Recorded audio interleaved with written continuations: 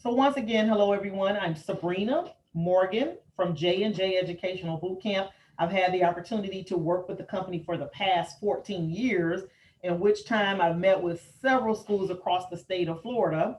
And we also have several schools, and the first year that they use the program, we expect them to grow by at least 7 percentage points.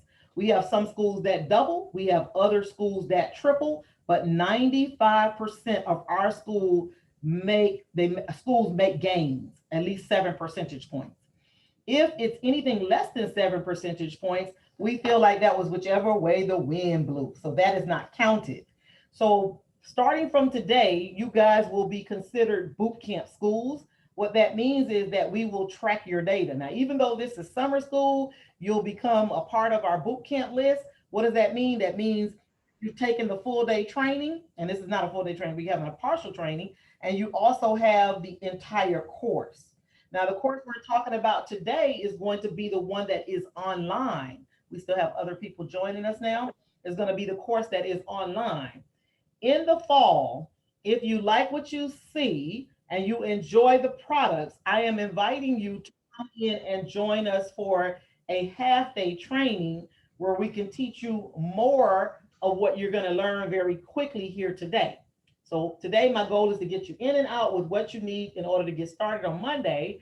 But in August, if you join me again, I want to show you all kinds of things where we can begin to learn to develop depth of knowledge in student learners, as well as build frames of reference, and as well as learn to maintain the standards that they gain with you throughout the year. I'm going to do a little bit of all of this today, just a little bit, but again, in August, we'll invite you to come again. I always feel bad when it's not enough. Okay, so I'm going to go ahead and jump right on in. We're going to look at some of the things that you see on the bottom of this slide, and I won't read that slide to you. And the rest of it will be covered in all. Good afternoon. Christine Richmond from Love Grove. I was given your number by the district if you would be interested in working at our school. Hey, well, thanks so much for considering me. I'm already taking a position with Crystal Springs. Can you guys put yourselves on mute if you Thank you don't so much mind? for your time. Have a good day. Have a good summer. All right, bye-bye. All right, now here's the next thing. You're looking at data. So remember, I said boot camp schools. So we track the boot camp schools data. Our guarantee, as if the school has used the program in the regular school year. Your situation is a little bit different, and your scores don't go up. We give you free books the next year, and we come in and we help you figure it out. But we already know one thing is true. We know that you guys did not use your poster review. And you're like, Sabrina, what are you talking about? What's a poster review? I'm going to mention poster review at least 20 to 30 times in this next hour, and then I'm going to show you what a poster review is. You guys have been teaching this stuff beautifully, and we don't always get the results that we deserve to get. And we believe that is because the kids did not have a maintenance piece. We're going to give you several maintenance pieces, and if you utilize them, you're going to find that automatically your scores are going to go up. And I'm going to give you some examples of why it would. And at the end of the training, you should believe in what you're seeing. And then when you start to use it with the kids, you're going to really believe in it then. Okay, so I'll show you what that is in just a little bit. Right now, what you're looking at on the screen is our science boot camp program. This is the print program. You're getting the digital version of this. Everything that you see here would be online. The only thing that you're getting the print version of would be the teacher's edition for the speed bag booklet. And some of you are even getting that in digital as well. So regardless of what, you're going to have the program. And I want to take you through most of the features of the program within the next hour, and then go through and show you how to assign and unassign lessons. For now, what is speed bag? Speed bag is an activity, a drawing activity that students do in order to begin to build a frame of reference with those students. So when I first heard that I had to draw as a teacher, I was terrified because I was never good at drawing. So so what happens is that the kids make these drawings, they have no idea what it is they're drawing. And then we go in and we probe them out. What is it that you believe you drew? It's kind of like a Pictionary game, if you will, and done in the format of a Simon Says. It's like those two kind of crossing over. So right now, what I'd like for you to do is go ahead and take out a dry erase board, marker, and an eraser. And I'd love for you to follow me along in one of these activities. Okay. Here we go. In a moment, you're going to see my board come up on the screen, and you should gather your board as quickly as you can. I was also trying to do like Egypt, because Egypt was. There we go. There's my board. And we have one more person coming in. All right, now here we go. So you've got your board. Go ahead and draw this with me as fast as you can. The objective of the game is to be the first one to make the drawing as quickly as you can. At first, I'm going to demonstrate it. I'm going to ask you to erase it and put it back. You're going to be as fast as you can. Here we go.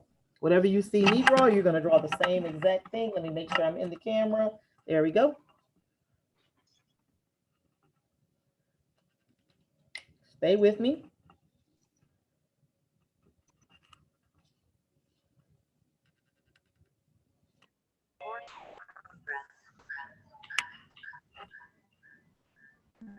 Go ahead and mute yourself if you're able to do that. Okay, we're there. All right, now, everybody see that? Now, what I'd love for you to do is go ahead and erase this. Let's erase this. Erase it. And I want you to put it back as quickly as you can. And then I want you to show it to me. But hold on. Erase, erase, erase. I want to call it out. On your mark, get set, ready, go. Fast. Don't let me beat you. Go, go, go. Put the same thing back. I don't care what it looks like. Go. Show me, show me, show me, show me. Where is it? Where is it? Where is it? I don't see it. Come on, come on, come on. Where is it? Go up, up, up. Okay, okay. Show it, show it, show it. Okay, good. Hold it right there. We're going to add some additional pieces. Whatever you see me draw, you draw like a Simon Says. No questions asked. Let's go.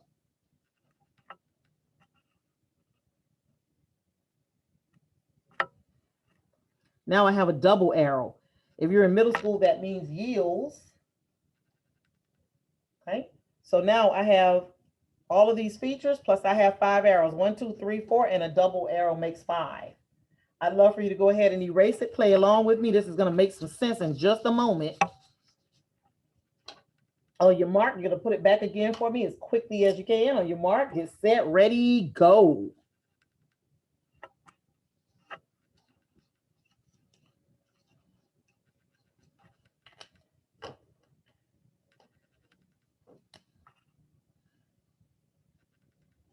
And once you have it, put it up in the air and go. Show me what you have as fast as you can. Okay, good, good, good. Good, good, good, good, good. Good. The drawings are getting a little uglier. That's okay. We just need you to be quick. So when you're doing this with your kids, you want to have practiced already. Do it with them. The whole goal is for them to be the fastest at it. They're going to be laughing and giggling. They're having a good time. It's like a Pictionary game. Now, here we go. Then we begin to probe them out. Now, here's what I want. If you have a camera turned on, go ahead and unmute yourself. And I just want you to play along with me for just a little bit. And I can tell you're tired. I can tell that. But play along with me for a little bit. Then I promise to get you out early. How about that? Okay, here we go. Okay. What is it that we just drew? Does anybody have any idea except for Mr. Becker? What did we just draw? The water cycle? Somebody said the water cycle. Somebody else try. What else do you think it might be? Photosynthesis. Thank you. Who said that? Oh. Miss Larkin. Ah, write it down. Photosynthesis. Here we go. Photosynthesis. Good job. Good job. I was hoping you would not guess, but okay, you did. Oh, I'm sorry. I didn't know. My bad. It's routine, you know, I'm just teasing. All right, now what is it that what comes from the sun to the tree? What is the importance of that arrow? Energy. What is it getting from the sun? Light energy. Energy, light energy. Good job, light energy. Now, what if they had have said energy? If they only said energy, I would have put energy. And then I would have asked them what type of energy. And then when you do this with your kids, they're going to call out all kinds of energy. If they never say light, then I would never tell them. Miss Larkin, what's your first name? Crystal. Crystal, don't say anything else. You and Mr. Yes, ma'am. Nothing else.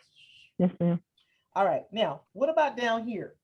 What's coming from the roots, from the ground into the tree? What are we getting from the ground? Anybody know? Nutrients? Nutrients, good job. What else? One more thing. Water. Water, let's write H2O. Let's write H2O, okay? Now, what's the little boy exhaling on the count of three? Not you, Miss Larkin. 1, 2, 3. Oxygen.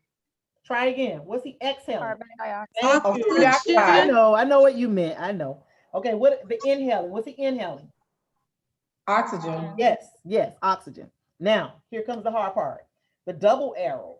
What's coming off of the double arrow? What's being produced? What's being yielded? Oxygen. So the oxygen already came out. There it is. What else is being yielded? I'm so happy. Stop right there. Don't say a word. Okay, now this is what it should feel like. You did exactly what I wanted you to do. If you look at your eyebrows, some of your eyebrows are like this. Look at Miss Angela. Some of you are like, what is it? And you're going. You're trying to figure it out. Your wheels are turning. And right there is where we have the kids. We then tell them to open their book if we had the print version, and it's just a page and a half. They'll take off reading and they'll try to figure out what it is that is missing from the diagram. Yours is online. It's the same thing applies there as well. And they will read it and read it and read it. And eventually they will come up with that answer after they read it.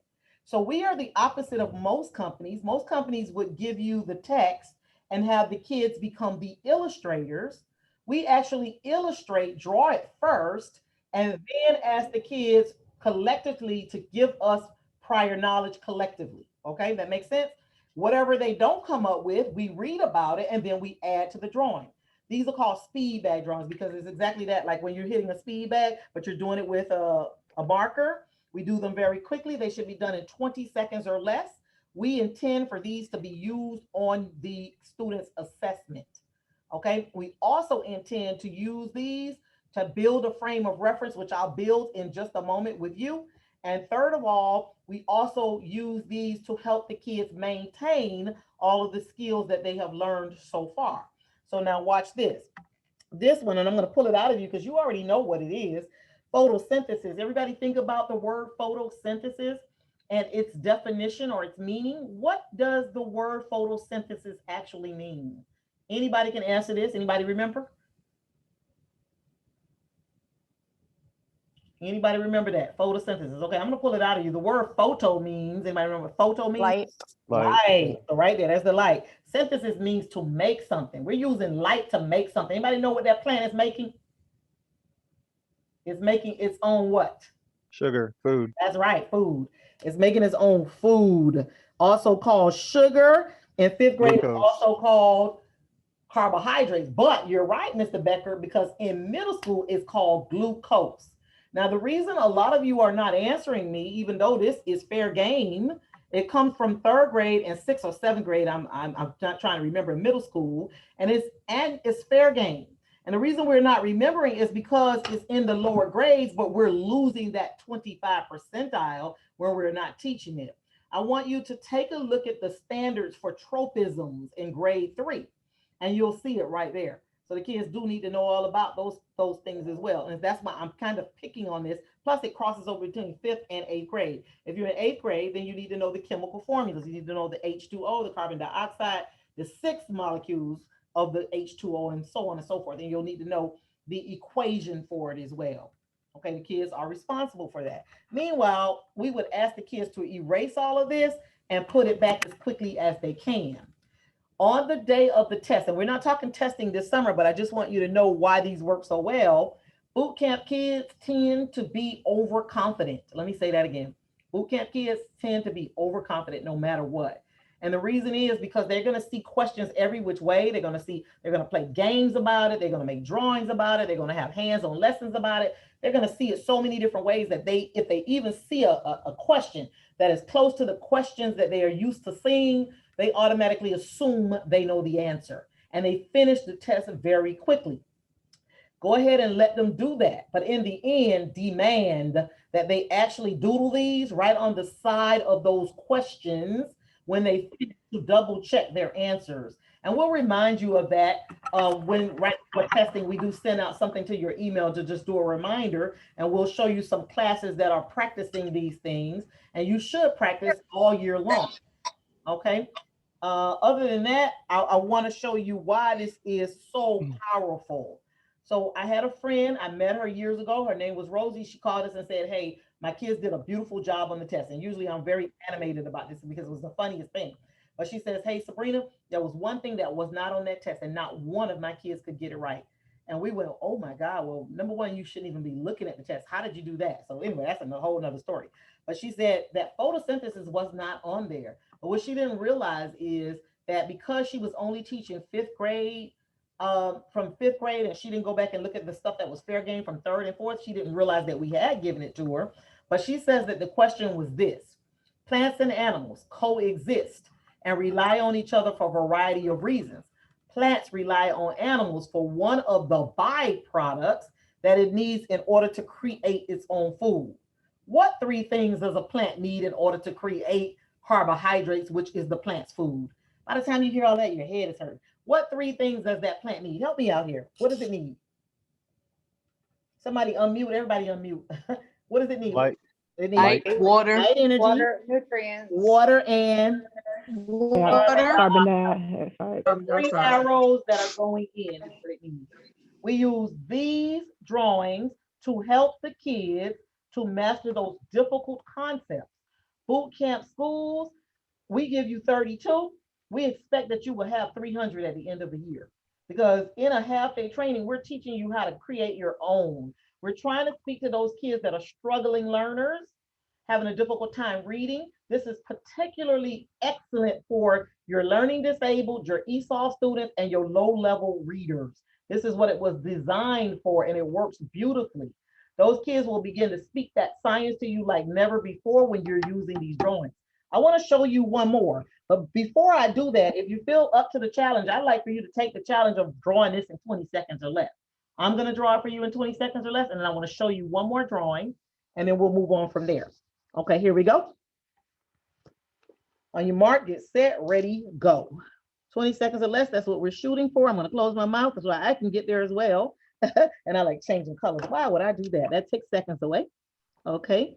So, and we can shorthand. Remember that. We just want to make sure we get it on there. And I don't have to draw food, carbohydrates, and all that. That's my light energy. And then I need to put my photosynthesis at the top, which I'm going to shorthand. There we go. I'm done. 20 seconds or less. Everybody saw that? The kids are faster than us, but we need to make sure that they don't forget how to make these drawings. And the only way to do that is every once in a while, instead of doing poster review, we'll review all of the drawings that we've taught the kids. Why? Because we don't ever want them to forget it. And we know that research used to say that whatever you do 10 or more times, 10 times at least, transfers to long-term memory. Now, new research says it needs to be 20 or more times. So in 5 minutes, we draw this over and over and over and over and over again. And then we have them repeat it all summer long. And then hopefully this follows them in their new school year, that they don't ever forget these. So when it's time for them to do things like this, they don't forget. I want you to make one more drawing with me. One more drawing with me. A simple drawing, very simple. And I want to show you just this one thing. A rectangle. Another rectangle. A small rectangle, a rectangle on the top of this one, a rectangle to the right in the inside of this one, and to the left on the inside of this one. Everybody with me? At this point, if I were doing this with kids, I have a 5-minute timer. I would erase and have them put all 6 of these rectangles back. And I might have them erase and do it again for me. With you, I think you get the gist of it. And now I want to add a strange rectangle.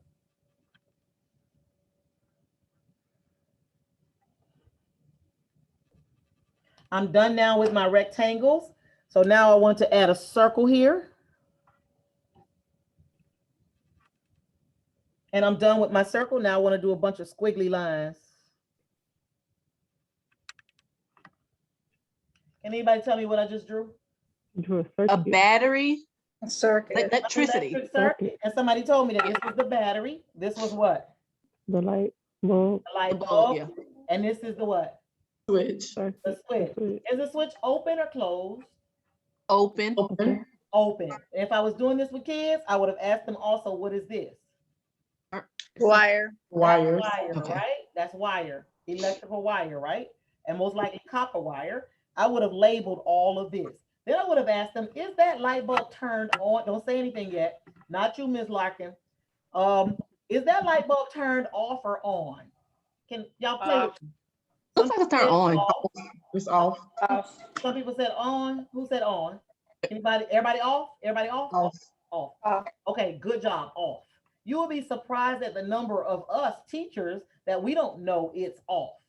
Mhm. And the reason this is a major misconception is because if I walk over to the switch in this room, the light is up, the switch is up. And when it's up, my lights are on. Kids have a hard time with that, but watch this. We're gonna make sure that they don't have a hard time anymore because we tell them that if I'm in 8th grade, electrons are moving. If I'm in 5th grade, the electricity or the energy, either way, is moving. Here's my energy or my electrons. There they are. They cannot get across. And many of you use the bridge. They say it can't get across the bridge, right? So now what I want you to do is erase that piece to the bridge. Erase that piece to the bridge and add it back. This time, make it go all the way across. And we're going to add in our electrons. Let me put it in another color so you can see it. They're going to go all the way across. Here they come. Here they come. As soon as they hit the light bulb turns on. And we have the kids make the drawing just like that. So there's no more missing that. The 32 drawings that we give you are those things that we see are either misconceptions or things that kids just continue to miss. But as you speak to kids, we want you to create your own drawings. You should have over 300 that you have. Now, how do we keep up with them? I would love to tell you to put it on a popsicle stick and just name it. Put it in a little cup or something. I get those magnetic cups that go onto my board, and I'm able to pull a popsicle stick. And when I pull it out, I say, okay, draw me electric current, draw me the rock cycle, draw me the water cycle, draw me photosynthesis. And I'm always asking, I take 5-minute intervals to maintain things that we've talked to them about before. If we were doing a full half-day training for 3 to 4 hours, I would be showing you at least 17 of these to cut down on your learning curve. But once you start to use these, you're going to love them just as much as the rest of us do, because they're really going to help you to speak to your students. Now, here's another thing that I would love for you to do, and then I'm going to jump into the easier parts, which is how to use your course, your online course. Now, notice here, if you don't have dry erase boards, many of you are going to schools that you don't work in normally, and they don't have dry erase boards. I want you to go ahead and use the desktops. Just make sure you have some, dry erase, yes, erasers, but also maybe alcohol pads or something, just clean it up. But regardless of what, this is key for the summer. I want you to lay as much as you can into these feedback drawings. And so now, next thing is the next activity. If you've never heard of this, I would like for you to maybe write this down, and that is input-output journaling. We have a training during in August that is that. We just covered that for 3 straight hours. Fun things on input-output journaling. So what is input-output journaling? Has anybody ever done input-output journaling? Anybody? You have, right? Anybody else? Okay. So let me tell you what this means. Input-output journaling is input, teachers input, students output. So whatever it is that I give you as the instructor, it goes on the input side. Now, if you look up this strategy, and this is not a boot camp strategy, this is just a well-known strategy for journaling, setting up journals properly, you'll notice that they recommend that output goes on the right side. We do output on the left side. Why? Because teachers just say that just feels better. So we follow teachers. Okay, so here's what we do. We take the same exact drawing that you saw me make. Can you guys see my screen here? Do you see the journal? Yes, ma'am. Okay, good. Okay, so now we take this, and then what we do is we read a passage to the kids. Now I want to slow that down. Teachers input. I'm Simon. I told you what to do. You better get it done. You're in my class. That's just the kind of teacher I was. I'm sorry. Everybody better do it just the way I say right here. It goes on this side. But what this strategy taught me is not to be so controlling. Read it, allow kids to express themselves in the way that they receive the information. Okay, so watch this now. If I begin now to read this passage here, and I'm not going to read all of it, maybe I'm just reading the roots part. So if I begin to read the roots piece, I'll say the roots are buried deep in the ground. Can you all still see my dry erase board? Yes, ma'am. And you can also see this photosynthesis passage? Good. Yes, ma'am. Okay, good. So if the roots are buried deep in the ground, before I didn't even have any roots, I now need to draw myself some roots. And it says, anchor the plant in the soil. Well, I didn't even have any soil. I'm going to make some soil. Nobody's telling me what to draw. I'm seeing it the way I see it in my head. The primary role of the roots is to absorb water. So it's going to absorb water. Water is going in. And I might even have some molecules if I'm in another grade, in a higher grade group. And then it says, and nutrients. So somebody mentioned nutrients earlier and we just ignored it. So we know that the nutrients are also going in. And then it tells me more stuff about it. But then I'm going to go and read another part. And then this is about the stems. It says the stems are the part of the plant that supports the leaves and flowers. We didn't have any leaves and flowers earlier. We didn't even have any stems. So here's where I'm going to, as a student, I'm going to create my stems. There's my stems. And I'm going to put some leaves on here. And I might even put a flower on here. Now you see I can't draw. That's ridiculous. That has to be kindergarten. Anyway, I can't draw. The kids used to laugh at my drawings. They did way better than me. And especially once I told them what it was supposed to be. Okay, so there we go. There's my new picture. That did not look like my old picture. And then if I continued on, I'm going to find that this water actually gets transported into the leaves. And if I continue on, it says the leaves are the main photosynthetic organ. The leaves take in carbon dioxide from animals. Maybe this time I draw an animal. And the leaves are going to take in that carbon dioxide. So the carbon dioxide is going in here along with the water. And that's the kind of thing, right? So I'm going to stop right there because you get the gist of it. And I want to go over to this picture here now. So my picture looks different. And even though on here, I didn't get a chance to put my flowers and all that on there, but every kid will have a different picture over here when they finish. So let's recap real quick. We drew the drawing just the way you told them to draw it. That'll be in your feedback. We then read the pieces of the passage that relates to it. They create on the output side, student output, how they saw it as you read it to them. Somebody asked me earlier, can you do jump in reading with this? And my answer was yes, but you know your kids, you'll get to know them and you'll see if they can read fluently or not. If they're not reading fluently, I wouldn't use this activity to allow them to read. Why? Because I may disturb the process, the visual process, as I want kids to actually create these drawings. So when I'm reading it to the kids, I'm very expressive. I'm going to say the leaves are buried, the roots are buried deep in the ground, blah, blah, blah. I'm going to really specify, and I may give them hints. Now, how could you show a picture of burying those roots in the ground? And they'll come up with all kinds of things. You'll be surprised, right? And they're very good at this. But in the end, how do we assess this? There's no rubric, but here's what I would tell you to do. I would tell some kids, I would pick some students, and sometimes you're not even going to know what it is they drew. It looks so crazy. And doesn't matter, I would just pick on different students and I would have them bring it up to the document camera. They would place it underneath the document camera, and then I would have them tell me what that picture depicted.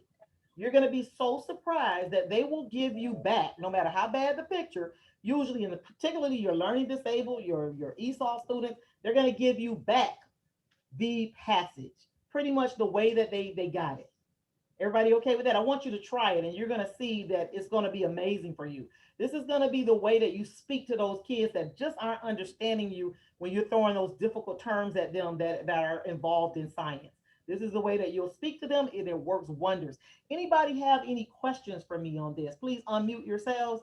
Let's talk about this for a moment before I jump into all the other stuff that is quick and easy. So one more thing I wanted to mention. I talked about journals. You may not have journals in the building. If you don't have journals and you're only doing 8 weeks of this, it could be a sheet of paper that you just fold in half. It could be a piece of construction paper, light colored. You don't have to buy journals. If you're like me, oh God, I have 22 kids, I'm gonna go out and buy the 22 journals.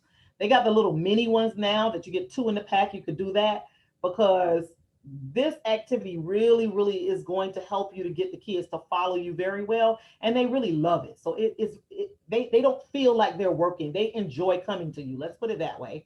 When they're making those drawings and playing those games and doing the journaling, but it's the same exact thing. And they're interested in reading that page and a half because you just brought it to life. Anybody have any questions for me before I move on? Okay. All right. I'm moving on now. We're getting ready to. I'm sorry. Please forgive me. I'm still getting used to working this whole Zoom thing. So whenever you did that whole reading, is it possible for them to do the reading and maybe add those pieces themselves and then we go back and talk about it? Or do we have to read it out? Are you 5th or 8th? 8th. 8th grade. Okay, so here's the answer to that. You know your kids better than I do. So it depends on, I taught all levels and or coach for all levels. It always depends on what group of kids I have. Sometimes we might try them, and sometimes it depends on the content as well.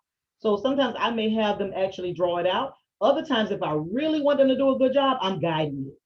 You know, I really want it in their heads, because what do they do sometimes? If they're lazy, if you got a lazy group of kids, they're gonna barely read it and just add a few things and I'm done, I'm finished. You know, but if you're reading sentence by sentence and you're saying, how would you show me those stems holding that leaf towards the sun? Can you depict that on your, and you're doing it piece by piece, you're gonna get more out of them that way. But if you have a group of gifted kids or good readers or just motivated kids, yeah, it's a great center activity. I've seen it both ways. So there's no easy answer on that one. I apologize. Okay. All right.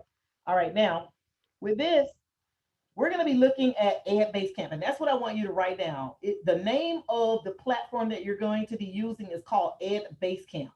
And I want you to write it down, because if you have never heard of us before, we were Science Bootcamp, Math Bootcamp, Educational Bootcamp.net, but Ed Basecamp is the tool you're going to be using for the summer, and that is how you log in. You're going to log in at edbasecamp.com. So that I want you to write really big somewhere, edbasecamp.com, very easy login. We're going to be looking at the navigational bar, the course overview, navigating the course, and reporting.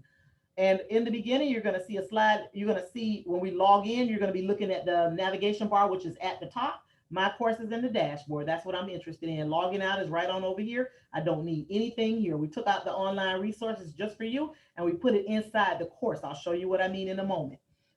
Next thing we're going to do is we're going to go inside of this. You're only going to have one of these two. Either you're going to have grade 5 or you're going to have grade 8.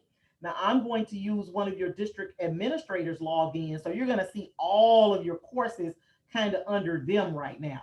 But you're only going to have one of these, because all you're going to have this summer is science. You'll click in this, and that's where all of your courses are going to lie. It's going to open up like this, and you're going to see these folders, and there's a boatload of folders. And then we'll talk about what's inside of the folders. And then right after that, we're going to look at the reports that are inside. With that, I'm going to go ahead and log in now. Here we go. And I'll get you in and out. Everything goes very quickly from here. Feel free to slow me down if you need to. Okay, and you guys can still see my screen. That's right, right? Let me turn this off, just making sure. Here we go, take this down. Okay, I'll take this down, and then I'll give you a new screen share. All righty. New share. Let's go in and new share, show this screen. Okay, there we go. So when you get here, this is edbasecamp.com. It looks just like this. The students will log in the same way you log in. Now, the good news is once I log in one time and I tell it to save, I'll never, ever have to remember my password again. And because it'll come up and I'll be able to get in every single time. Now, how do we gain access to this? We're looking for an email that looks like this one. Let me show you this email real quick. This email here. Can everybody see that email? Yes or no? No email? Yes. Okay. This email, you're looking for this email that says click here. How many people have gotten this already? You've gotten it already. Now, here's what I want you to do. If you're just registering, or if you haven't registered already, I need you to go ahead and do that. Because we had so many people registering today, they're still working. So usually it takes about 15 minutes to get a course moving, but because they had so many people, maybe 60 today, and it's a whole bunch of 15 minutes, maybe you didn't get it, especially if you just did it when you came on with me. But once again, before I move any further, if you look into the chat box, you're going to see right at the very top. In fact, I'll put it in one more time. You're going to see those links. And if you haven't clicked on those links today, this is where it all starts. It's going to almost appear like you're registering for the training you're in right now, but you're already here. So I don't care if you get all those messages all over again, but if you've not done this, I need you to do this because it's an automated chain response to our team, and it gets sent to the right people. So what it does is if you tell the system that you have 20 kids in one class, it'll at least set up your course. And I understand that many of you did not do it before today because you were either waiting to be hired or you were waiting until you got your rosters. And I don't want you to wait for your roster anymore because I need you to get your course so that tomorrow you can play around in there. Everybody okay? So our team has already agreed that they will stay tonight until midnight to make sure your courses are ready to go for tomorrow. So that's a good deal, you know, and that way you get a chance to play around in there, but it starts here. Then next thing I want you to do is we're looking for this particular email, not all the other emails that are going to say, yes, you're signed up for the course. The course starts at this time. I'm reminding you all that. We're not interested. We're interested in this one. Remember, this may be in your spam folder or your junk folder. Most likely that is where it's going to be found. It is coming from Ed Basecamp Enrollment. Find it. If you don't find it by tomorrow, I want you to email myself or Shannon. Let me give you my email. Write this down. If you don't get it by tomorrow, I'll say by 10 a.m., I need you to email myself or Shannon. And Shannon will let you know the progress of where you are in line for that. Hopefully, if they work to midnight, they got everybody in. Okay, so we have Sabrina, Sabrina, I'm Sabrina, at educationalbootcamp.net, You also have Shannon, SHANNON, Shannon, at educationalbootcamp.net. If you email either one of the two of us, we'll get it over to IT and we'll monitor it. We'll keep an eye out on it for you. And if you want, you can say, Sabrina just got it. That way I'm not watching it all day and you're already in there playing around. So that'll help me a little bit. But other than that, I'll be that squeaky wheel for you so you don't have to worry about it. If you email myself, and Shannon is far more anal than me. So if you email either of us, we will make sure that you get it. And other than that, here's what I want you to do. I want you to click on this link here when you do get it. That link will actually take you to Ed Basecamp. But it's going to take you there to go ahead and enroll not only your users, but yourself as well. So here's where I will put in my username, and I may say Sabrina M, and mine may not work, guys, because I am already in here, but let's try it anyway. So mine may not work, but yours definitely work. Okay, it just worked. So once I do that, then I'm going to go to Ed Basecamp courses. I only want to go to my courses to play around in there if I don't already have my users.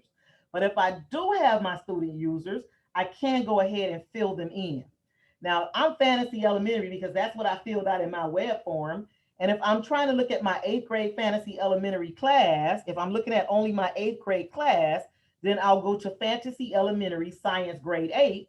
And I'll tell them that I only want to put in one of my users. I don't really have to put in a class description. It's optional if you're okay with the way that we said it. But if you want to have a tag notifier, I may say grade 8, that's it. Or I may want to give it a name, morning class, AM class, something like that. Whatever it is you feel you might need, you can put it in there. But if not, don't worry about it. You're going to know that it's your course because you only have the. Now, I told it I only wanted one kid, but if I had said 25, I would have 25 on the list here. So then I can go in and put in John Doe. And if I want, I can put in a capital because they're going to see it just the way I put it in. Now, I don't like doing things this way. I much rather go in and put it on an Excel spreadsheet. So if I do it on an Excel spreadsheet, I need to put first name, all lowercase, last name, all lowercase, and then I start to list my names. Now I know I'm going fast, so I'm going to slow it down with the video in a minute to repeat what I'm saying. But if I continue, then it's going to take a moment. This takes a minute depending on your system. And there's my kid, John Doe. His username is John Doe. My class is 291. They gave me a class just now. Everybody has a class code. It's the kid's last name, and my class code is 291. It tells me that I have 35 seats still left available for my class. And so now I'm ready to go. I can now go on into my courses. So once I go into my courses, what if I remember, oh, wow, I forgot to put Sally in. I could scroll down and I could then add a student. If I wanted to add Sally to it, I would add Sally. Which course? I want to add Sally to the first course. I want to add one more kid. I'll continue, and I may add Sally to it. Sally, maybe what's Sally's last name? Jenkins. I don't know. Okay, so she gets added. Now, that's one way. The other way, like I mentioned before, is to put everybody on a spreadsheet and upload them at the same time. Okay, now the next thing I want to mention to you is that there is a video. Now, remember, this is the nav bar. If I want to go see my courses and get started, I can do that. When I put myself in, it also used whatever I said my name was and gave me my username and password. I can also find it there. Now, when I go in here to Fantasy Elementary School, I'm going to see all of my coursework. Okay, I want to slow down. Anybody have any questions for me? I don't see the link, the original link in the chat section. Oh, okay. I just put it again at the bottom. Can you see it at the bottom where it says grade 5 or grade 8? There are two. The only thing in the chat is when is just a few messages from when we came in and we said good morning and somebody was having issues with their device. That's the only thing that's in the chat. But you see the links?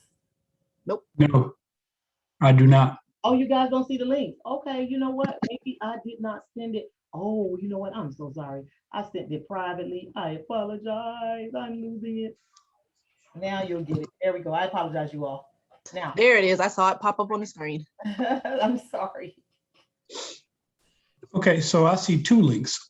Yeah, if you're in fifth I see. grade, do the fifth grade link, the one on the top. Okay, and then there's an eighth grade In link. eighth grade, do the one on the bottom. And that's how we get to the boot camp or the. That is how you're going to register for today's training and also Okay. register for your course.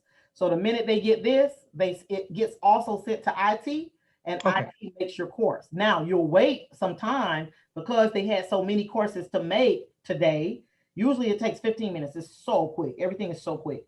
But because they're making so many, you may be about 20 people ahead of you, something like that. A little bit earlier, they had like 32. So I'm thinking about 20 people. Every 15 minutes, one course is made.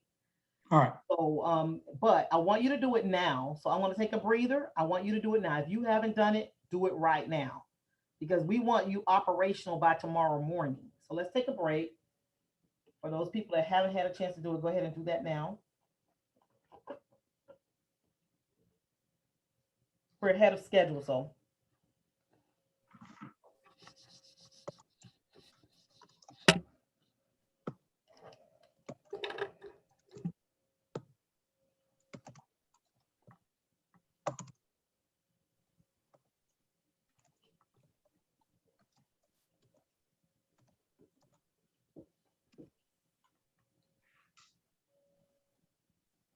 Anybody need me to go back over that enrollment piece, or you think you got it? You're okay with it?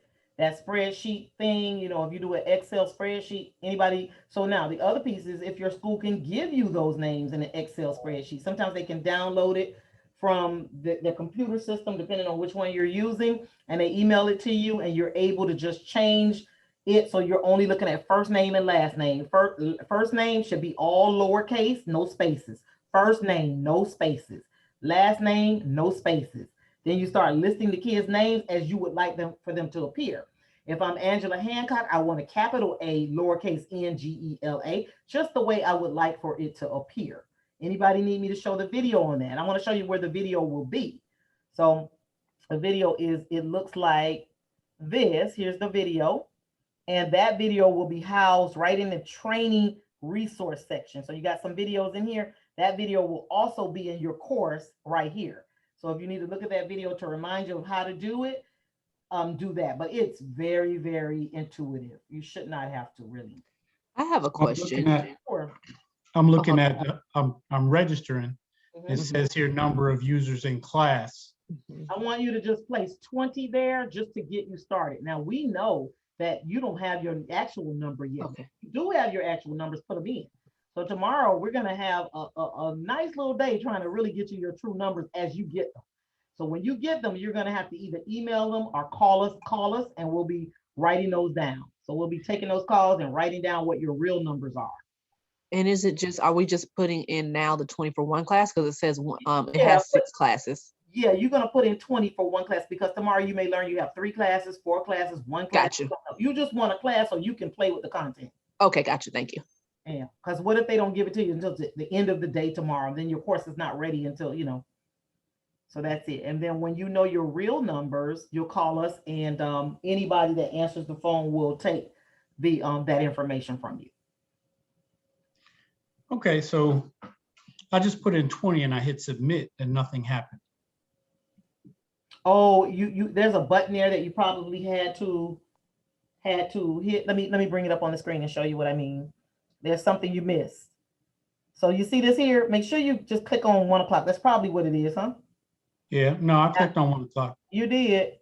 Yeah, I put my name, all that stuff, then I put it 1 o'clock, and then I put 20, submit, and nothing happened. Okay, give me your information. Let me see if it happens to me. What's your first name?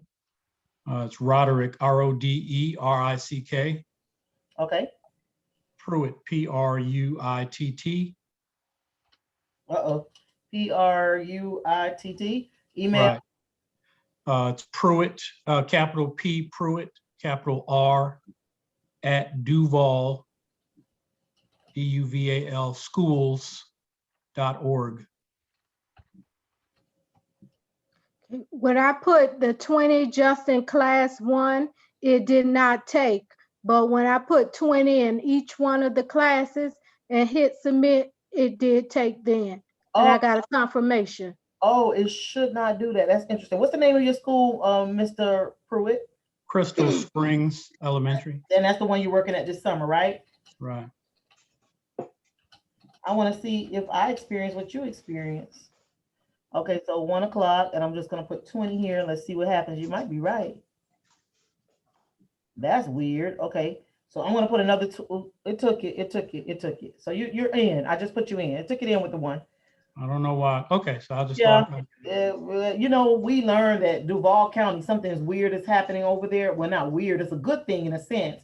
We had to call your IT department to get past your firewall. So a lot of things is just not allowing, kind of several times. So that's a good thing. We've seen Lake County is that way as well. But other than that, here's your email. It's telling you what should happen, and it's letting you know that you can upload your student names or the spreadsheet. So once again, everybody, let me just show you what that email looks like that you'll be on the lookout for. And that way you know exactly what you're looking for. It looks like this. And when you see that, you're going to click here. You're going to do exactly what you saw me do. If you like to put it in a spreadsheet, put it in a spreadsheet. That makes it easy. Okay. Anybody need me to repeat that, or are you good on that? Okay. All right, let's go now. Now we're going to go into the course.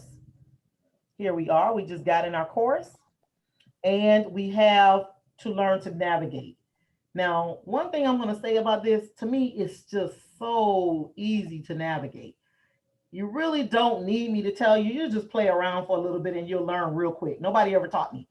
But right there, my courses, if I click on my courses, I'm going to see all of my courses. But because I am in the district administrator's account, which is Ms. Twig, is it Dr. Twig or Mrs. Twig, Mr. Becker? I couldn't remember. Mrs. Twig. Mrs. Twig. So I'm in Mrs. Twig's account. She has more than this. I hid some of them because it's just, the list is too long. But you're going to only see one of these. She sees everybody's, right? And so when I go in there, I'll just click on any one of these. And when I do, I'm in actually Ms. Baker's class now. Okay, so when I do, I'm going to see all these things. And as I hover over it, it's going to change colors. So this is my courses. This is where I will find my reports. So once I get student data in here, I'll be able to go over to the dashboard and look at the reports and see how well the kids are doing. For now, any training resource, including the videos from today, they're going to be in here on Monday morning, in here tomorrow morning. I apologize. So I'm going to close this back. Now watch this, guys. Now this is something I'm going to repeat like 2 times. Never, ever, ever do this. Never do this. Never do this. Never open all. If I open all, I am going to be scrolling forever and I'm never going to find anything because there's so much stuff in here. Always keep it close all, and then you can go from there to find it by benchmark based on what you need or by standard, right? So the first 4 folders, 1, 2, 3, and 4, the first 4 folders are different from all the others. The first 4 folders are very descriptive. They tell you what they are. After that, these are all by benchmark. Whatever benchmark you're working on in your STEM scopes, based on your summer pacing guide, you can also just click it from here. And when you click it, you're going to find all the lessons in here. You're going to notice it's 1, 2, 3, 4, 5, 6, 7 lessons. I'm going to close mission 7 back and go to mission 8. 1, 2, 3, 4, 5, 6, 7. It's the same format throughout the platform all the way through from missions 1 through 32. But now let's go back up to these strange 4. The top 4, teacher training resources. We know what that is. Anything I say today about this platform, there are videos in here. You don't have to remember everything that I said. Direct instruction. It's exactly that. It says with video conferencing tools, but guess what? It doesn't have to be video conferencing because you guys are having students back in the building this year. So you're just going to have your projector and you're going to project it onto your smart board or your regular classroom board. Either way works. Now, if I am covering, let's say, for example, I'm covering SC5 P91. I'm going to click on this. This is my PowerPoint, kind of like a PowerPoint, but we call it a power drill, very similar to a PowerPoint. And once you get in here, this is the way you could introduce the lesson before you even did the speed bag drawing if you wanted the kids to have some background knowledge. Now, you also have the option of just opening as we did today. I never taught you anything on photosynthesis. You knew it already, but I could just open with a picture. You have no clue, and I probe you out for what you knew already. I could do it either way, or I could open with this before I get to the speed bag drawing. You'll have to decide. So in this, the effects of temperature on physical and chemical changes, the benchmark is always going to be here. And as I get into here, I'm just showing you how this is working. And some of these things are animated. And you go in and it just gives you those things. And I'm going real fast because I need you to see it as quickly as possible. And then I'll show you some others in a moment. But this is just a PowerPoint. So I just wanted you to know that, okay? All right, now I'm going to go ahead and exit the activity. There are 3 ways of exiting. I took the way out at the top of the screen that said exit activity. So I'll show you that in a minute. That brings me back to where I was. Okay, so let me go in and just show you one more power drill.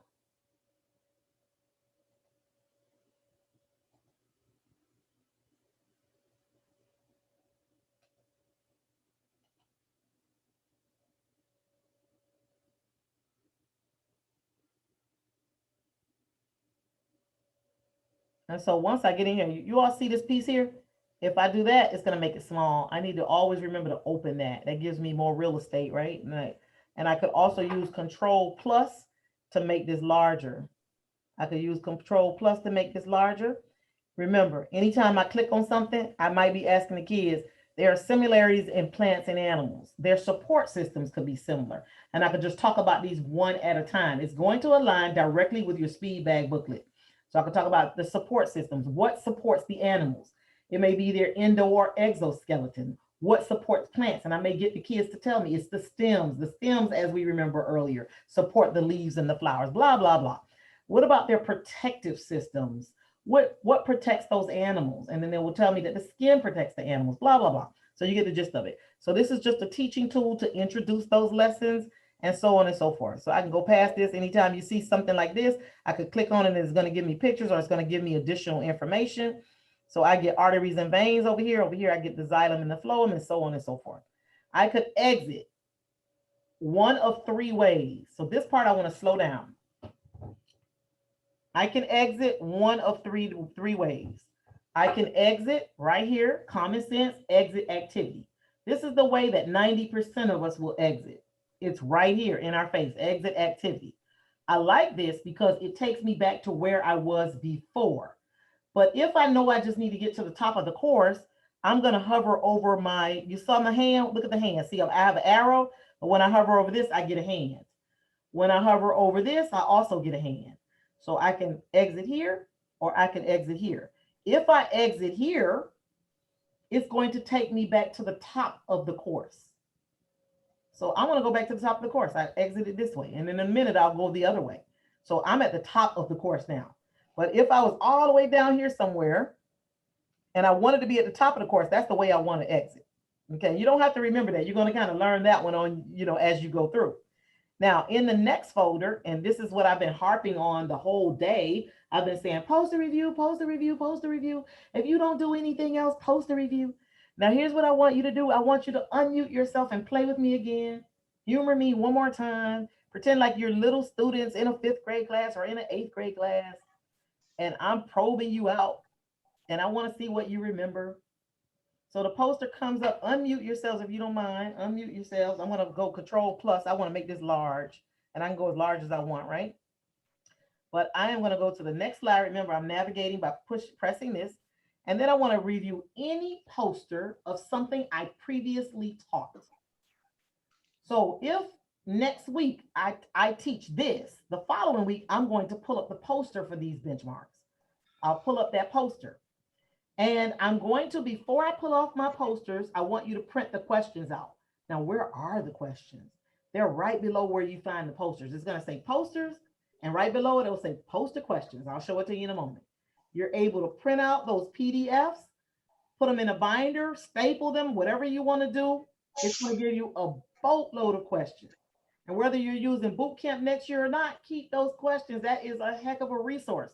And we believe that the reason why our schools do so well, we know that the hands-on, the games, the drawings, all that stuff makes it exciting for kids. We know that. That's good. But that alone can't do it, because one thing about it, the kids can't retain all that information. Science is more information than anything else. Is so much information. We've got to find a way to send it to long-term memory and make sure that they never forget it. Poster review is the key to maintaining. Speedbag was one of my favorites. That journaling activity that I showed you, input, output, that's one of my favorites. But poster review saved my life. I went from making mediocre scores where I thought I should have been much higher to making amazing scores where everybody wanted to know, what did you do?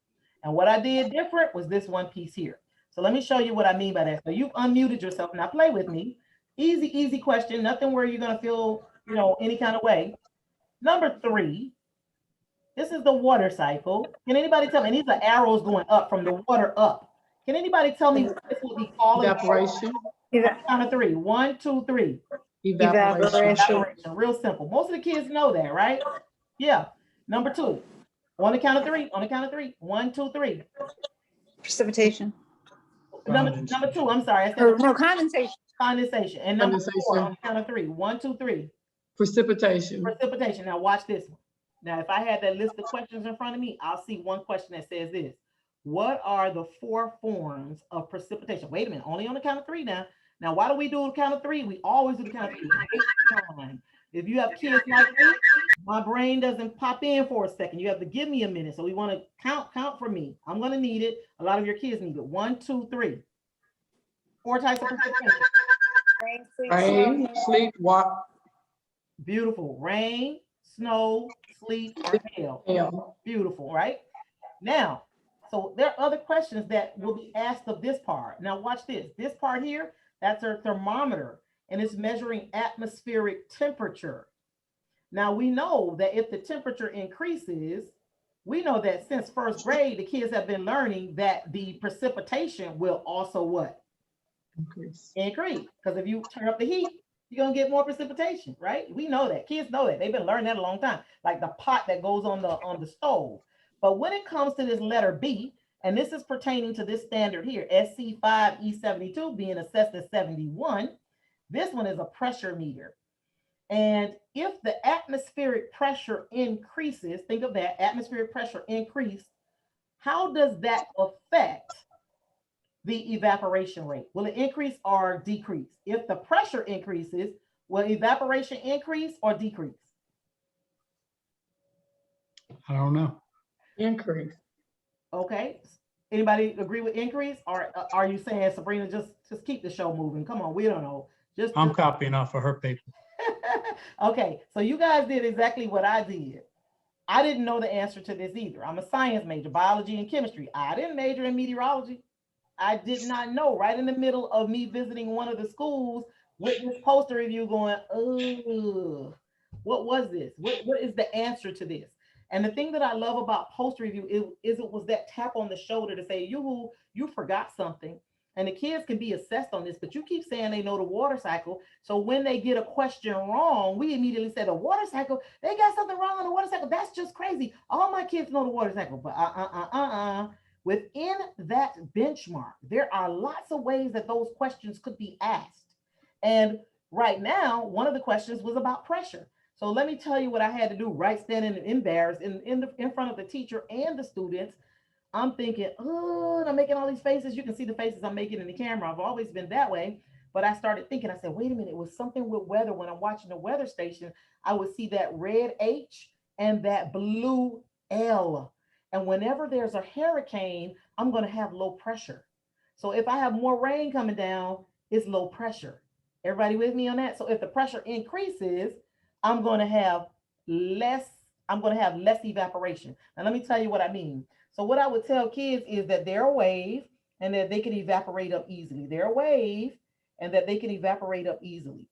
But if there's pressure in the atmosphere, a light amount of pressure, they can still evaporate up. When there's less pressure, I can still evaporate up. But if there's a lot of pressure in the atmosphere, my water can't get up. So all the pressure in that atmosphere keeps the water from evaporating up. And we immediately have to make sure that kids understand that concept. Poster reviews are dynamic for not allowing you to miss anything. The other thing that I think about poster review is it's better than any assessment you could ever give a kid. And why do I say that? That sounds crazy, but it is the truth, because if I'm going to give you all these questions and we're asking these questions verbally to the kids and they're replying back, we're immediately going to see what I just saw from you. Your eyebrows went all the way up here, you in. Or you didn't know the answer. You were searching for it. And that tells me right away that within this benchmark, this is the issue. I've got to find ways to teach this concept. I need to go back over to my speed bag booklet. I need to go maybe back over to one of the foldables that's related. I need to go back to some of the drawings. If there is no drawing, I need to create one, or I need to find a video that's related, that kind of thing, right? So that is an issue. Also, another issue within the water cycle is topography of the land, related to altitude, on which side of the land does the water cycle occur on. You know, and that is another one that they really just don't follow you on. So as you do all of these posters, there are going to be some things in there, things that you consider easy, like the water cycle. There's some hidden things in there that we could be gaining points on. So we just need to make sure that the kids understand it. And I'm talking about points, even though we know that we're doing summer school, but we are preparing the kids for next year. And not only that, you're going to have a whole lot of fun as you do this. And if you decide to use this next year, this year can also be a learning curve for you, just to kind of learn all of this stuff and use these strategies with your babies next year. And you're going to be really excited that you did, because it changed my scores forever. Okay, so that's what I wanted to tell you about that. If we had more time, I would go through a lot of these posters if we were doing a true half day. But other than that, again, before I exit it this way, remember I got the hand over here. This time I'm going to exit this way, and it should take me back to where I was. It kind of jumps to the top and it slides me back to the bottom. There I am. Right, remember I told you about the questions? If I click on this, I'm able to download all of those questions right from here. Here's my post review. I'm under daily review. It means just that 5 minutes of review every single day, no matter what. That is what we do. Even on days where we test, please get that 5 minutes testing in. Lean in 1 second. Even if those of you that are not showing your picture, lean in. Let me tell you this. You know that thing called crunch time? Do you guys call it crunch time? You call it crunch time when you're crunching right before testing? You all know about that? No more crunch time. Crunch time is over. You know why? Because we crunch every day for 5 minutes. We review. There's no need for crunch time if you do this every single day. There's no need for crunch time. If your district builds in those 4 weeks for a review, you're just playing games and giving out awards. You don't need to crunch. You've done that every day from the very beginning with poster review. Your life changes. There's no need to be under that much pressure and that much stress. Use your review tools every single day and you save yourself drama in the end. Now, the next thing is science assessments. So in here, you're going to find that you have science assessments by the cluster. Probably this summer you're not doing science assessments, but I want to show them to you anyway. Let's say I'll go into one of the full length assessments. This is an assessment that's equivalent to the ones that they will take. This will give you a real good idea when you're in the fall, in the spring, right before testing, where the kids are. So a lot of questions you'll see and say, oh, wow, that looks just like the test. Okay, so we'll read this. I'm not trying to read it. I'm just clicking on anything just to show you how it operates. And I'm clicking on any one of them. And let's just say I picked that and I picked it by mistake. I can clear my choice and pick another one, go to the next page. Now, here's the thing that I wanted you to know about this. If I'm not quite sure of the answer for number 3 and I'm a kid, then I would actually go in and flag that question. See the red mark that went up here? But this also works the same for you. If you go to your data, if you go over to your reports and you see where your kids didn't do good, like you had maybe 80% of your kids that didn't do well on 3, 16, 33, and 39, I would go over to these and I would flag every one of these off. And that way I get to flag it. And then when I get back to it, all I got to do is review the ones that they did terrible on, as opposed to me thinking that I'm going to get through 55 questions. Everybody okay with that? So it's 2 different purposes. The kids flag it off if they want to go back and fix that question. So let's say I wanted to go back to 3, I can go back to question 3, or let's say I wanted to go back to 16. Or let's say it's summertime and you just pull it up by the benchmark because you just want a few questions to review some questions with the kids because you know that you're not going to be using the assessment. You could find the benchmarks that are related to what it is you're teaching and just use this also. You could also do it that way. All right, now let me see. I want to exit. This is the only way to exit. Notice my exit sign is not over here. The only time my exit sign is not over here is when I'm in the full length quizzes.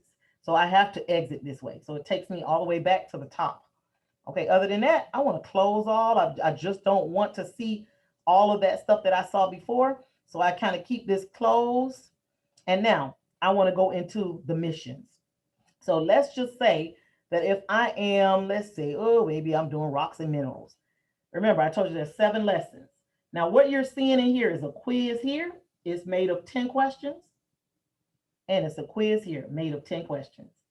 I definitely would not do that to the kids in the summer, but your district may tell you differently. But the reason why we put this in here, because some school districts, they need true response to intervention, meaning they have to start with the quiz and at the end of the week, they want to show how well that intervention performs. And they want to put it side by side. I have some schools that don't trust this. They think, okay, well, your B is going to be probably easier than your A. And they'll actually take the B and slide it to the top and put the A on the bottom. You can do that if you don't trust it, right? But regardless of what, if I was doing this during the regular school year and I needed to show response to intervention, and maybe I had data, but my data only showed a kid being weak for that benchmark only based on 1 or 2 questions, then I might want to give this to just show where they were before I started the intervention. And now I'm able to show the true gains, right? So I want to show you how to move these around, and I want to show you how to hide whatever it is you don't want, okay? So here we go. Let's do that. Before I do that, wait a minute, let me show you one more thing. Remember we talked about the speed bag passages and I never showed them to you. Here it is here. And these are the drawings, the one we made earlier. If I didn't want to use the teacher's edition and I wanted to learn how to make the drawings from here, I could. So let's start with that. Let's just take a look at that. I could enter, and I'm going to enter in, very intuitive. You just look for the big blue button to enter into the lessons. And remember, there's going to be a slider. Oh, I didn't touch it. I'm sorry. So there's going to be also a slider right here to make it maximize. I do those 2 things in one shot every time. Enter and slide it over. So I make it bigger, right? So there's my drawing activity. It's going to give you instructions. Speed bag drawing instructions, step 1. You don't need it. We already did it. Now here's where I would tell the kids to take their dry erase boards, and they could do this on their own. For me personally, I rather learn how to make the drawing, and I like leading it because I think it's fun when they're throwing the boards in the air and I'm kind of guiding it. It's a lot more interactive for me. But if you prefer this method, you can use this method. I don't Step think 1. it's as powerful. Draw 3 jagged shapes like this.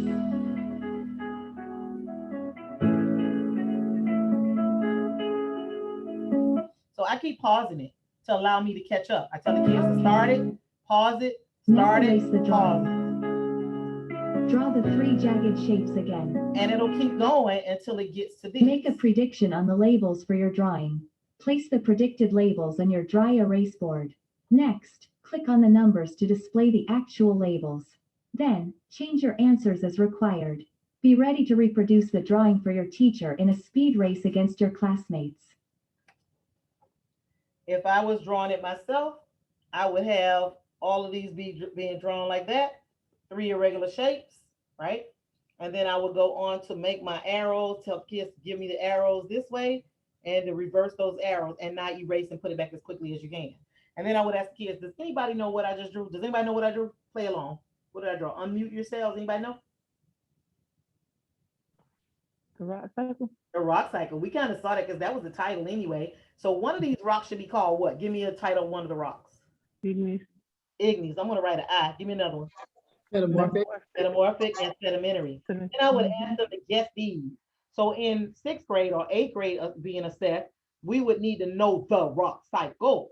In 5th grade, we don't necessarily need to know the rock cycle, but that's one of the 5 times where we went too far because your standards read that the kids need to know how a igneous, sedimentary, and metamorphic rocks are made, but they don't need to know the rock cycle. That's like almost impossible because they don't understand the whole thing. They don't understand the whole concept unless they understand the rock cycle. So we added it in there. But other than that, if we were to go through this, this would be the speed bag drawing for that, if that makes sense. Now, if you did it this way, the kids are learning to draw here. They actually learn what goes where by clicking and they add it to their board. And then by the time they meet with you, you're saying, okay, take out your boards, on your mark, get set, ready, go. They draw it for you and you add more content to it. You start to probe them out about these. Where might I find some sedimentary rock? Where do I find igneous rock? And if I click on igneous rock again, melting and cooling, where would I find something that would melt a rock? And then the kids will probably tell you the volcanoes and that kind of thing. For me personally, I like to draw them and then put them on a popsicle stick.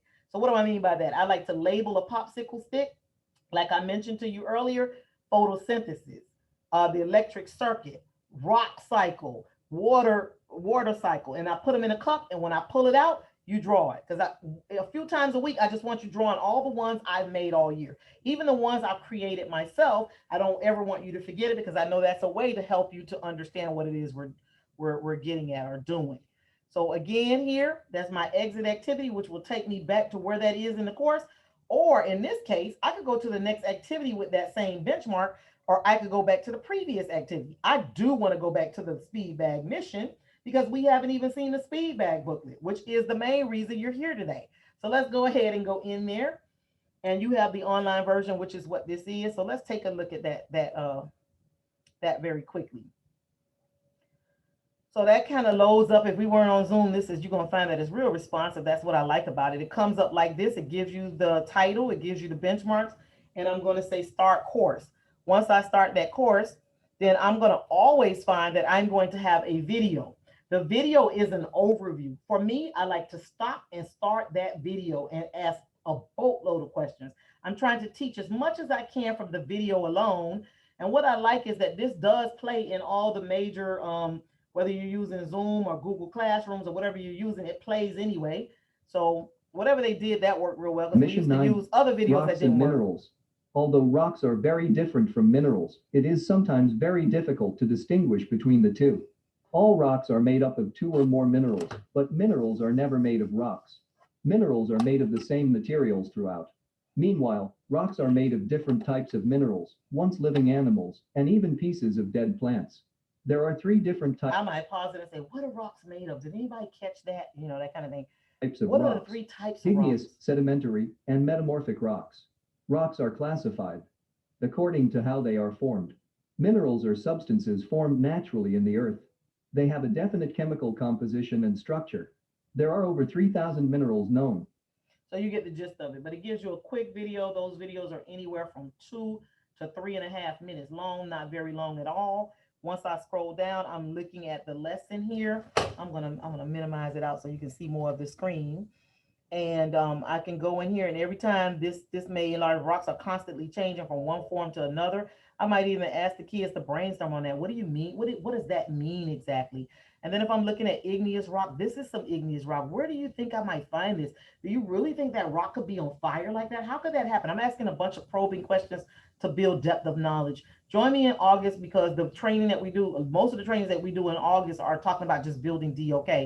And then right here is the content. This is the content of the book. That's the picture that goes with it. Remember, if you got kids that get accommodations, this can be read. Igneous rocks are formed when molten rock is cooled. So that can happen as well. Now, remember, if you ever see numbers or sliders, everything is clickable. It's going to give you more information. It went into sedimentary rock. I could also go this way. It'll get you to metamorphic rock. Okay. And now we did all three of those. And then as I go down, it's going to ask me to continue. I could also, let's say, for example, I discover in a poster review, maybe it's some things that I'm not even covering this summer, but I'm poster reviewing everything and they just didn't get it. And I just need to get to a particular section. I could actually minimize this and ask it to, let me see, where is it? I'm sorry, right here. Here's my menu in here. Let's get rid of that. And here's my menu. I might go in and just get properties of rocks. Maybe if that's their issue, I'm only going to the properties of rocks and I'm looking at that. I'm looking at the minerals and things like that. So that's my hardness. I'm going to get some things that are flashcards. I'm going to get some sorting activities. I'm going to get some drag and drop activities. All of that type of stuff. Okay. And I also will get knowledge checks along the way. So a knowledge check, whenever I'm using this with my students, I don't do the knowledge checks. Remember, you're going to assign this to the students to complete, even though you've used it to do your lessons during the week. So when you assign it, you just want to see how well they do with the knowledge checks. Knowledge checks do not get scored. So Speedback booklets do not get scored online. Everything else does, but not that, because that's early in the week. We just want to give them the opportunity and force them, give them 3 tries at every question to go back in, read again, and try to get the highest score that they can get. So they see the score in the end, but you don't have it going into your grade book. Okay. On purpose, because we didn't want to start to score them as early as that. So remember, all of this stuff is here for you. And other than that, let me go back. I'm going to exit activity.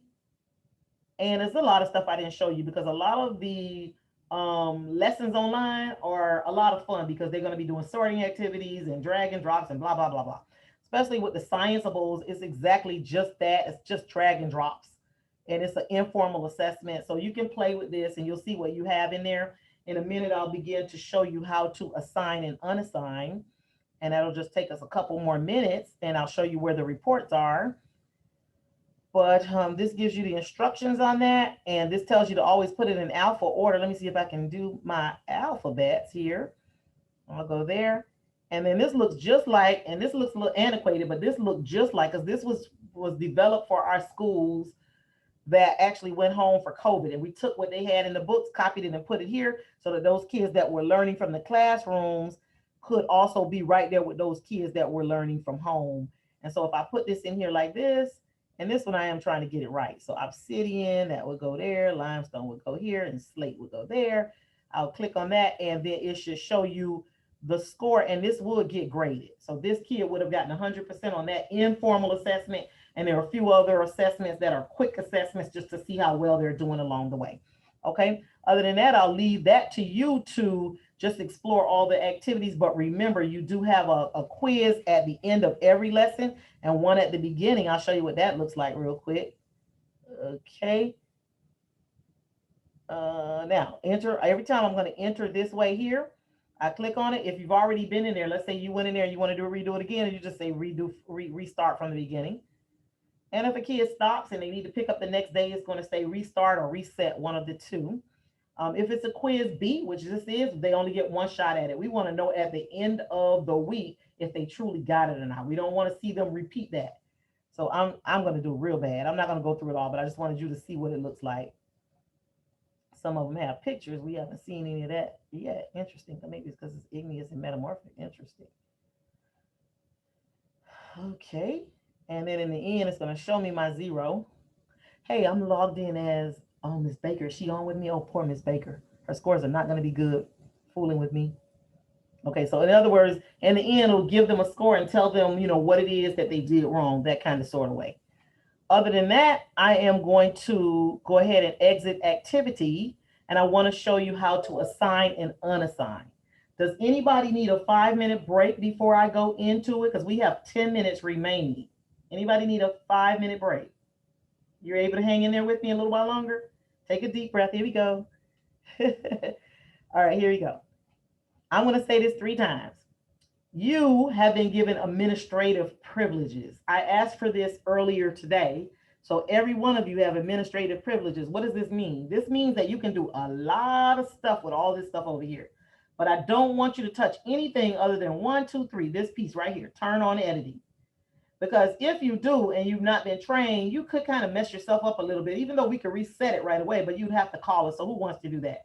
If you're ever interested in doing some different things, maybe you wanted to structure it out so you get differentiated instruction, call me back and I'll spend about 30 minutes with you showing you how to use these tools. Other than that, the only thing you really want to touch is turning editing on and off. And here we go. And the reason we asked for you to have administrative privileges is because we heard one of your administrators today saying that the schools have autonomy on what you will use and what you won't use. You don't have to use all the lessons in here, in other words, under the categories. So let's say, for example, I turned it on. Notice I got these little 4-way. Well, let me say that again. Everybody see the little 4-way things? In a minute, you're going to say, how did you do that? It's because of the little 4-way arrows. Watch this. I'm going to turn it off. Now watch what happens with the 4-way arrows as I turn it off. They disappeared. I can't do anything. But if I turn it on, I'm going to get those 4-way arrows again, which allows me to rearrange anything in here, hide it, delete it, add to it, whatever it is I want to do. So let's say, for example, I wanted to do factors influencing weather. I would open this up just to see it if I want to, but I'm going to edit with this gear. Notice all of these have edits. I don't want these yet. I'm not going to be able to get to these until I edit from the top gear from Mission 13. I want to assign Mission 13, this benchmark, these standards to my students. So I click on that gear. And I either need to go to general or I go to restrict access. I ask myself, self, what is it that you're trying to do? I want to assign these missions to kids. It's probably not going to be under general. If I look under general, it's going to be asking me for the name of the lesson, this and that. But if I look at restrict access, that means the kids don't have access. It tells me it's unassigned. So I want to assign it. I drag down this drop-down menu and I go assigned. The moment I say assigned, I need to also say save changes. If I forget to save the changes, it's not going to hold. I say save changes, it's going to turn to assigned. And if I look and I log in as one of my kids, I am going to notice that my kids, they're only going to see right now today, Mission 13. But what if I'm looking at my pacing guide and I'm in summer school for 6 weeks? I may want to assign all 6 of those lessons at one time. So let's say it's Mission 13, Mission 14, let's say it's Mission 14 and Mission 15. So I'm going to go and repeat this, restrict access. I'm going to go down and actually say assigned, and I'm going to save changes. You're running super slow today. I think because we're on Zoom now, and I may go and I may get another one of them. But right now, if I log in under a kid, those kids are going to see Mission 13 and 14. Now watch this. Here's where it gets very interesting, you all. What if I don't want my kids to have 2 quizzes? That's too much for the summer. I don't want them to see this. Now, because I went to this top gear and assigned it, I can also go here, look at this, and I can say hide. So now this is grayed out. The other thing is, if I have kids that I know are prone to do the wrong thing, even though I told them we're working in Mission 13, they may jump down to 14. Or some kids that may finish 13 and then go in and finish 14. So they'll tell you before you even start teaching, I'm already done with that. I don't want them doing that. So even though I assign Mission 14, I'm gonna go in here now and I'm gonna hide the whole section. Everybody okay with that? So the kids won't see it. They won't see it. But when I get ready to teach it next week, I can show the section again. So if it were me, I would go and assign everything I needed for the summer, and all I have to do is push that one button. So to assign everything I need for the summer will probably take you all of 7 minutes, if that. And then now clicking this one button takes you no time at all. The other piece is, like I mentioned before, my kids now can't see mini quiz A. And the other piece is, what if I wanted to do my speed bag drawing before my mission? I could take this, now watch this, you all watch this. I could take this and I could drag it where I wanted it. Everybody see me dragging it, and I drop it. Uh-oh, I dropped it too soon. So I can drop it where I want it, right in here. And now my speed bag drawing goes before my speed bag mission. Everybody okay? Whatever I do here, my kids will see on their end. Now, if my kids are already taking the lesson, they won't see it until they log out and back in again, or we will have to tell them to refresh. It's not going to mess with their screen as they're already logged in. Anybody have any questions on this for me? I want to put this back in place because this is not mine. Let me show it and let me unassign. Now watch how I unassign it. It works the same way. I am going to go back here and I'll go in and go back to restrict access. And the only thing I'm going to do, wait for this to load in here. I've never seen it do that before. I think it's a Zoom thing. And I'm going to unassign and I'm going to save the changes. So now it's unassigned. They can't see it anymore. And I'll go take care of the other one later. So if you forget what I just said, remember in the teacher training, everything you heard me say today, other than the speed bag lessons and activities, but anything related to Ed Basecamp, I could go to this video and that video is going to say exactly the same thing that I just said. So you can watch it again. Don't feel like you have to have heard everything I said. This video shows how to assign and unassign missions in Ed Basecamp. Here is the screen of a student. Only mission 1 is visible. To make any mission visible, simply turn editing on and scroll to the mission you wish to assign. For this example, we will use mission 3.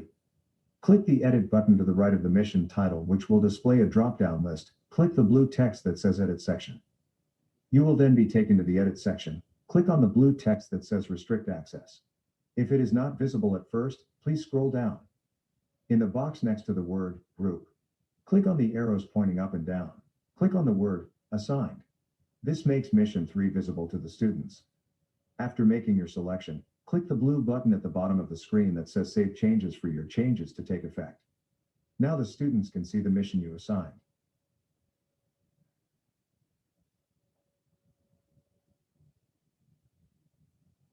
To unassign the mission, simply repeat the process.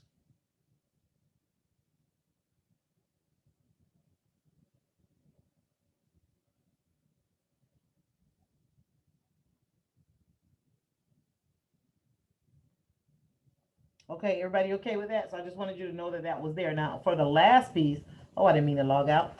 For the very last piece, what I would like to show you is how to get to your reports. Now, even though we can't really see reports yet because there's no data, this is the very last piece and we're out of here in less than 3 minutes. This is the dashboard. We go to instructor reports. Remember, this is where we're going to see our courses, which is where we are now. And the dashboard will be instructor reports. When the instructor reports load and as kids begin to take different assessments, you're going to see a 0% progress right now. But after that, you're going to see the progress start to increase. You're going to see all of these things change, and these things are all clickable, and you'll be able to see your different sections here, and you'll have some data show up. You'll be able to get a CVS file or a PDF, any of that at any time. Now, but this is not where I love being. I like going over to the custom report. So watch this right up here. This is dashboard. This gives you the basic overview. This gives you the information you need. True, it does. But I like going into custom reports. And these reports are going to be exactly the way they sound. This will be an assessment by detail. So if I gave the assessments, the full length or the cluster assessments, which we probably won't, I'll be able to see which, how the kids do and how do they do on the benchmarks. But I especially like item response. And it is exactly what it says it is. It's going to go by the item. So if the item is question number 2 and it's benchmarked in 111, in SC5 in 1.1, then I'll be able to see how well they did with that and how many kids missed it. It gives me an elongated bar graph. That's one of my favorites. Now I'm going to launch it even though we don't have any data in here, but I just want to show you what it will look like and what steps you have to go to pull that report. So they're customizable in the sense that you can say, I want all of my courses all in one. I only want one of my courses. I only want one kid. I only want this group of kids. So depending on which report it is. So I would have to select my course. And in this case, I only have one course here. And then I will go in and ask it. And I'm not getting anything because there's no data in here. But regardless of what, everything that I need is here. I also have a grade book overview. I could take this grade book and export it as a PDF if I just want to see it. But if I want to upload it into my grade book, if I'm keeping one for the summer, I could download as a CVS Excel file and upload it into my grade book. Everybody okay with that? Now, this is where this ends. Is there anything that you guys would like to see? We are 20 minutes early. Anything you need to see before we close? Anything you need to see before you close? I know it's been a long day, guys, and I do apologize for that. But if you need anything at all, remember that we are all on standby tomorrow, just waiting for you with your questions. The other thing is that you can email either me or Shannon if you haven't gotten your course, let's say by 10 a.m. to tomorrow morning. We do have a few staff members that have agreed to stay to midnight tonight to make sure that the courses are in. So you have the ability to go in and play with the courses and assign and unassign and all that kind of stuff. Don't worry about the kids not being in there yet, because once they become a part of the classroom, they will see whatever it is you assign and unassign. Just let me know what you need. We are standing by tomorrow, just waiting for you to let us know what you need. You guys have any questions for me before we close out for the day? If there are no questions, have a great summer. And I know that we're waiting for your questions and all of that tomorrow, okay? Thank you so much. Thank you. Thank you. Nice meeting you guys. You too. Thank you. Thank you, you all.